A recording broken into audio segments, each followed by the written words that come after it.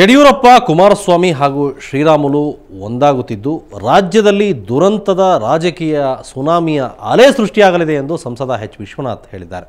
ಮೈಸೂರಿನಲ್ಲಿ ಮಾತನಾಡಿದ ಅವರು, ಸದಾನಂದ ಗೌಡರು ಪಾರ್ಟ್ ಟೈಮ್ ಸಿಎಂ ಆಗಿದ್ದು ಯಡಿಯೂರಪ್ಪ ಅವರ ಪಾದುಕೆ ಇಟ್ಟುಕೊಂಡು ಆಡಳಿತ ನಡೆಸುತ್ತಿದ್ದಾರೆ. ಇನ್ನು ಗೃಹ ಸಚಿವ ಅಶೋಕ್ ರೋಲ್ ಕಾಲ್ ಮಿನಿಸ್ಟರ್. ಇಂಥವರಿಂದ ನಾಡಿನ ರಕ್ಷಣೆ ಅಸಾಧ್ಯ ಎಂದು ವಿಶ್ವನಾಥ್ ಗುಡುಗಿದ್ದಾರೆ.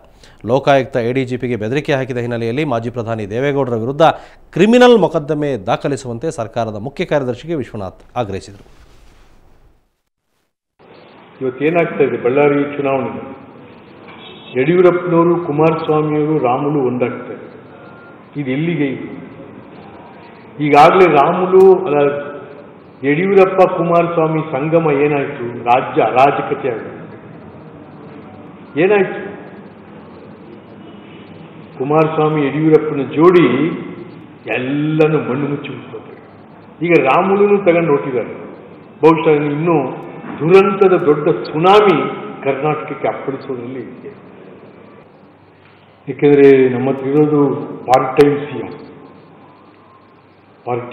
ನಮ್ಮ ಹತ್ರ, ಮತ್ತೆ roll call home minister. So ಇಂಥವೆಲ್ಲ ಇದ್ದಾಗ ನೀವು ಯಾರು ಇದನ್ನೆಲ್ಲ ಕಂಟ್ರೋಲ್ ಮಾಡಿದ್ರೆ?